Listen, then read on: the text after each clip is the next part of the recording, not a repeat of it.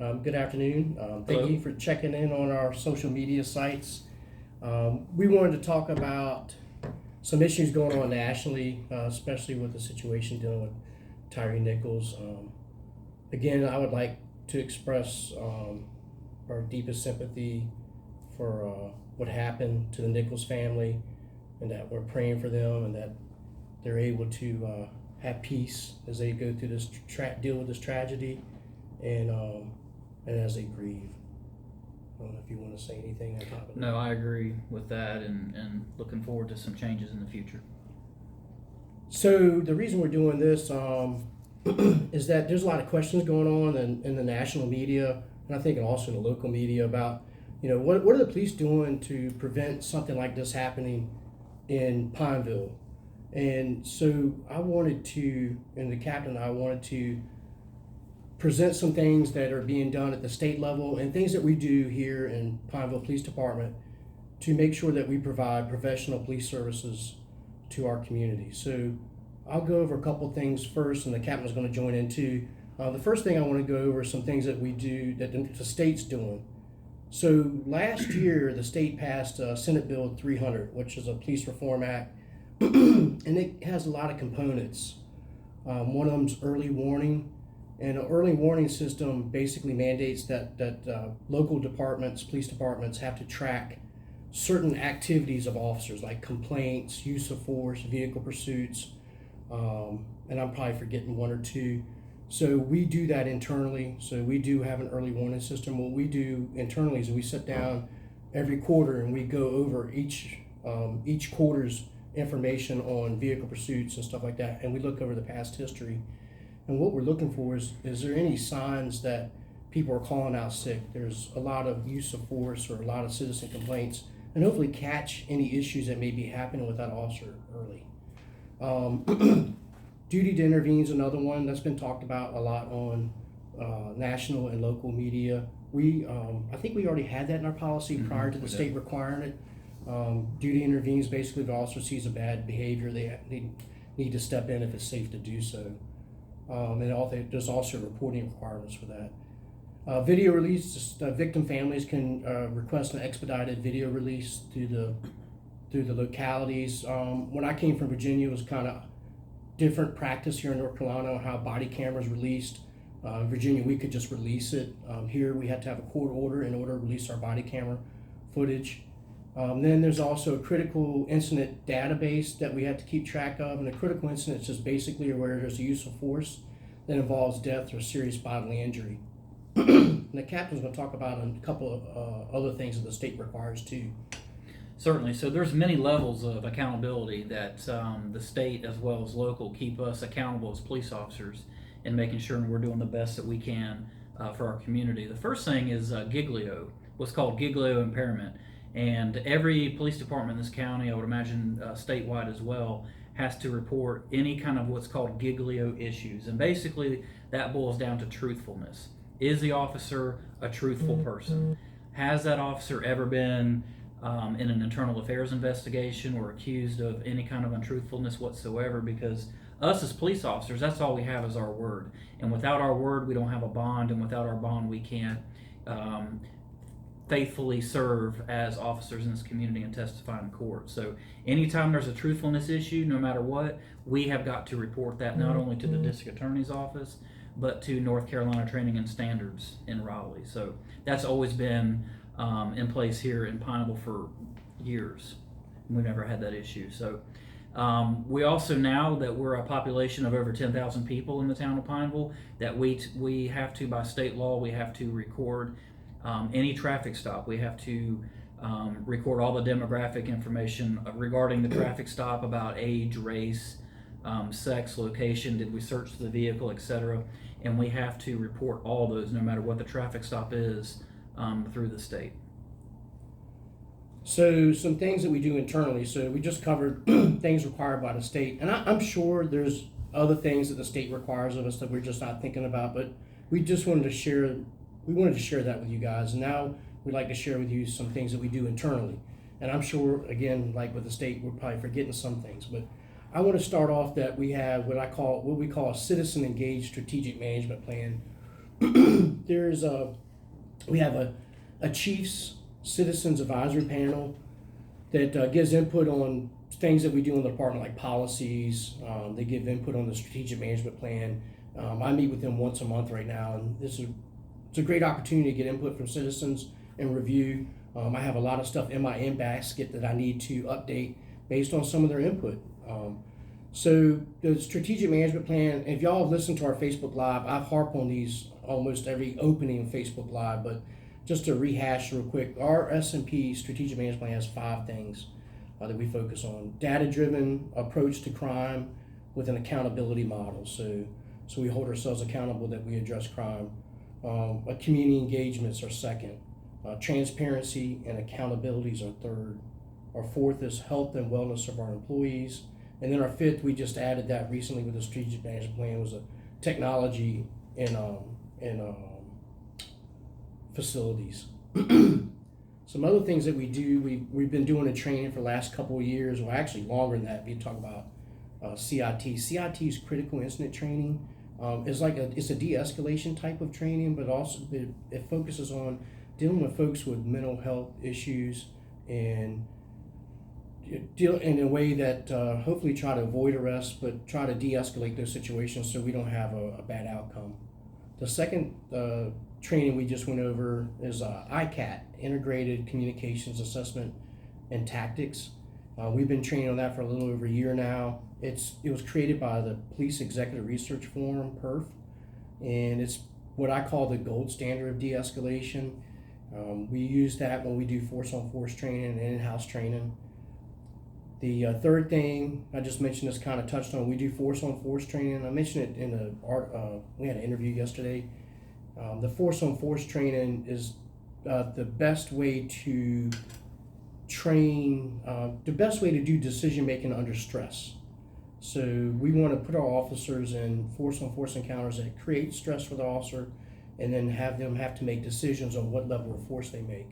It's best to do it in that environment so that we can work on decision making in that environment than when it's the real world environment. We had last year or the year before, actually 2 years in a row, procedural justice training. That's basically, we want the golden rule. It's more in depth than that, but it's basically the golden rule. Treat other people the way you would want them to treat you or your mother. And then the last thing that I thought was important to notice was fair and impartial policing training. We also do other outreach to the citizens, trying to be transparent. We have the Citizens Police Academy.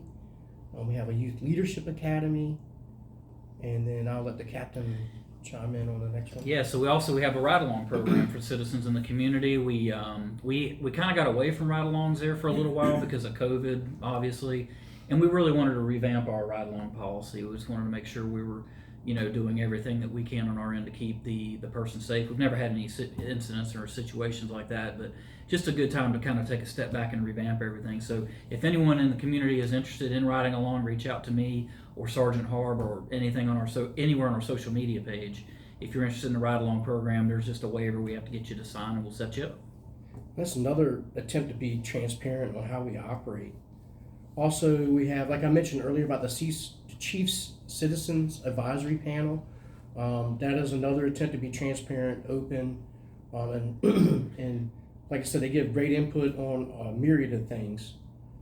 I mentioned it earlier about our data-driven approach to crime. It's called stratified policing.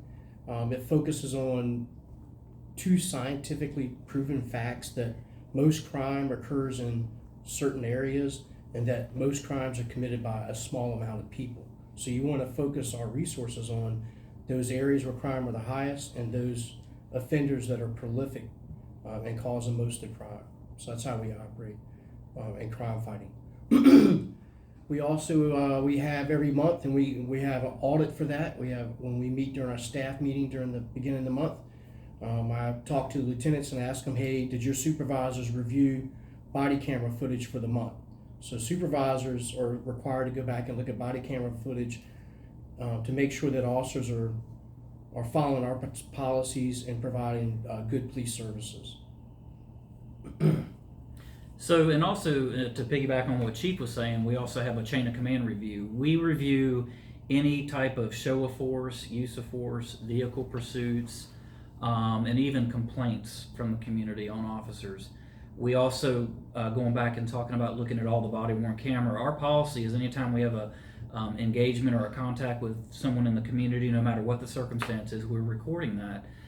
Because it just adds an extra liability. An extra layer of accountability for the officers. Believe it or not, they've really cut down on a lot of complaints from the community whenever we started using body worn camera years ago.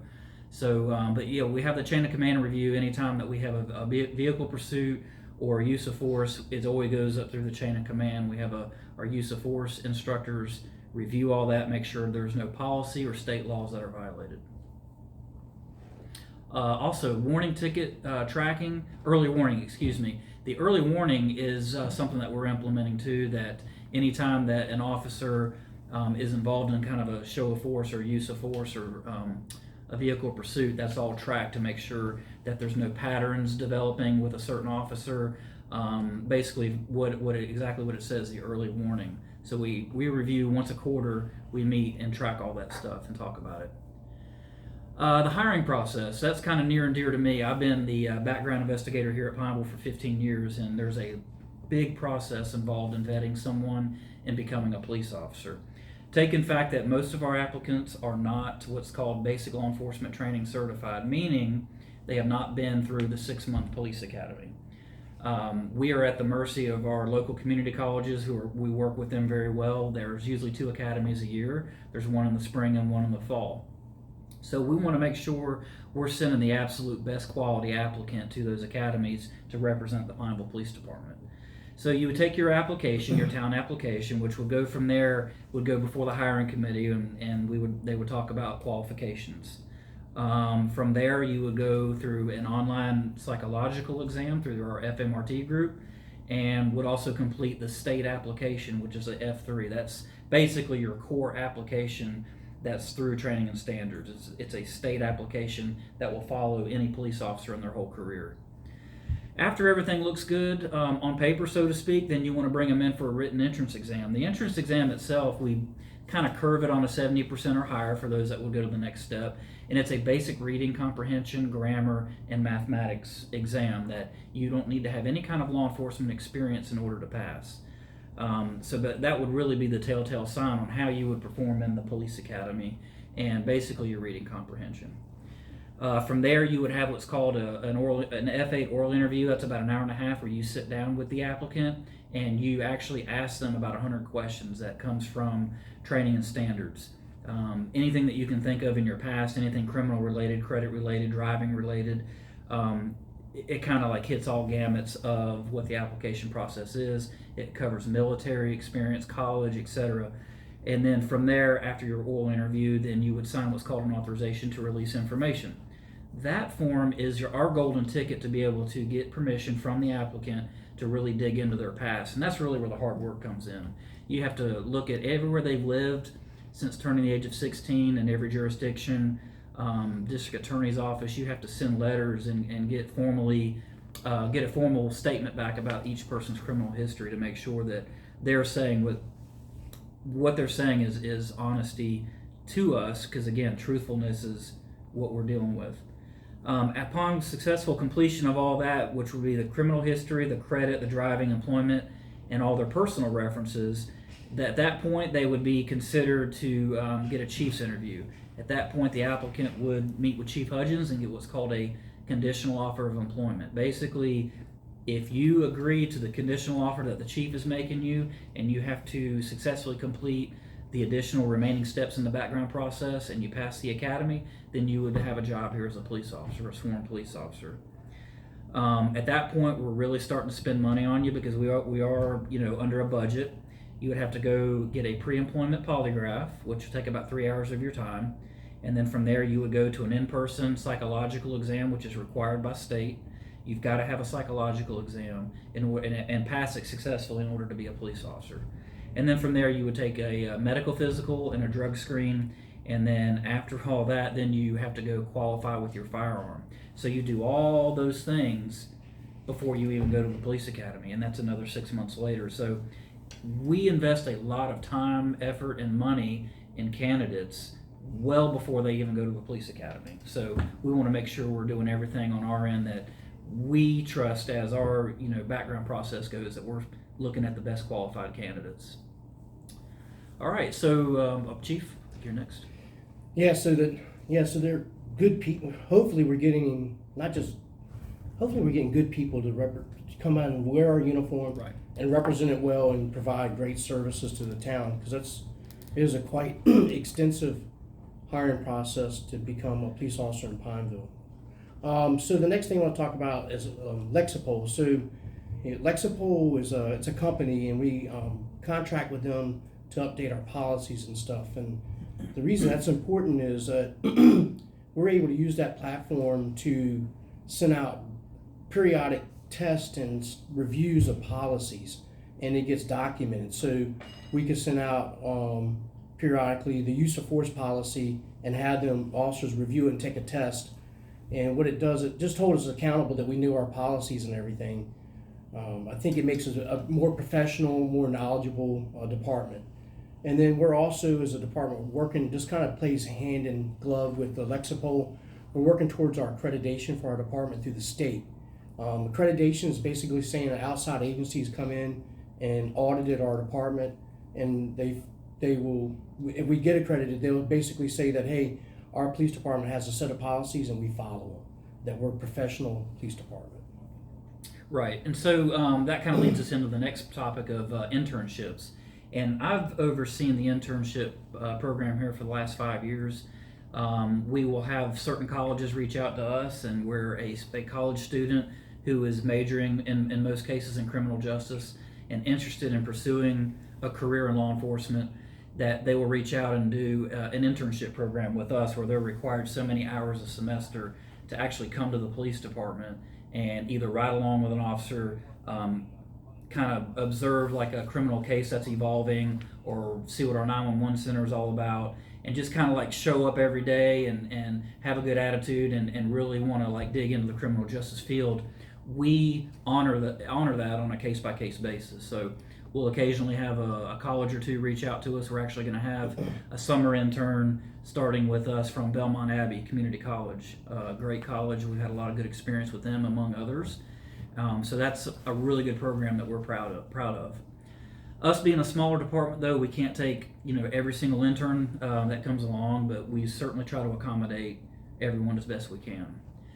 Volunteers. We've never had volunteers ever here at the Pineville Police Department, but that's something that we're really looking into now. I know that Sergeant Harb is in the process of vetting 3 or 4 volunteers. I believe that's the case. And really, the volunteers would do anything from helping us, file some paperwork here to going down the street and helping us direct traffic. If we had a wreck or something, as long as they were trained in that aspect. But the volunteer program is something that I'm looking forward to seeing really take off. I think that's going to really help us out here at the police department. Specialized units here at the PD. We have one that's our special response team in Pineville that has multiple layers of supervision, as well as our crime reduction unit.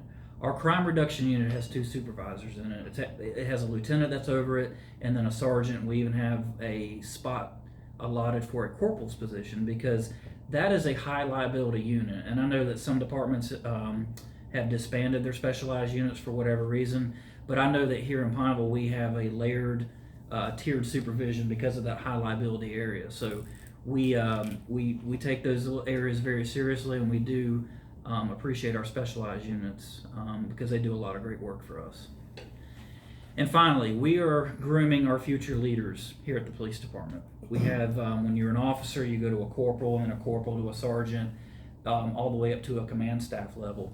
Part of our process is the career development for these supervisors. There's a great program. It's a LEMA Academy, Law Enforcement Management Academy, which is offered by South Piedmont Community College in Monroe. And we usually have at least 1 to 2 that'll go, will go there a year and go through that leadership academy, which I believe it's over a course of several months. We just had Sergeant Donald Ingram graduate from Lima recently, among some other sergeants in the past. Forgive me, they're not coming to mind at the moment, but we just now have a new class starting up here in a couple of months, and we really sit down as a command staff and figure out who we want as our future leaders, And we have a lot of good people in those positions now. We can't send everybody, but it's just something we take very seriously, because the leadership of our department, the direction we're going, is very detrimental to our future. And we also, I think it's called first line supervisors through our community colleges, through the community college, right? Yes, sir. That we, everyone's supposed to go to there, and like being a small agency, we get them there eventually. But yeah, everyone, our goal is to have every new supervisor go through the first line supervisory class. Right. I know we've had everyone on here for a while. I just want to wrap it all up real quick. So I think everything that we try to do, that we just talked about, really says that we do try to follow our strategic management plan about being transparent and accountability and engaging our community. So we try really hard to do that. We are open to more ideas and input on how we can get better, because we always seek to grow and improve our department. We want to provide excellent police services. So if you ever have any feedback, please just let us know. We're always willing to listen and do whatever we can to get better. Absolutely, because our number one investment is you, our community. You are our number one investment. And in order for us to achieve that is to invest in our people here. Our men and women, police officers and 911 telecommunicators here is our best investment in moving forward and continuing to have your faith in the community. Thank y'all. Thank Have you. a good night. Bye-bye.